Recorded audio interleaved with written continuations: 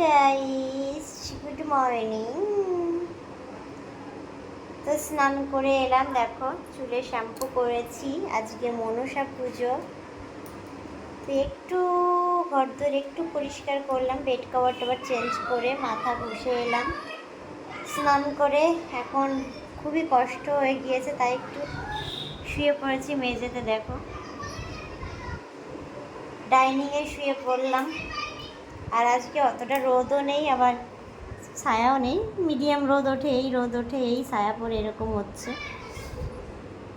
তো কাজ করতে করতে পুরো কষ্ট হয়ে গিয়েছে, খুব কষ্ট হয়ে গিয়েছে কাজ করতে করতে, তাই একটু শুয়ে পড়লাম। এখনও দেখো শীতে সিঁদুর লাগাইনি, কিচ্ছু না, ক্রিম টিরিম কিচ্ছু দিইনি মুখে।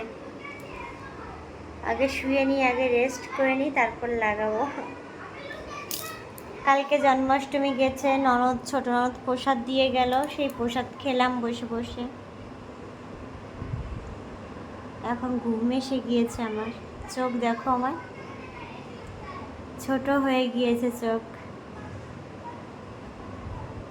দুটো ভাত খাবো, খেয়ে দিয়ে ঘুমিয়ে পড়বো।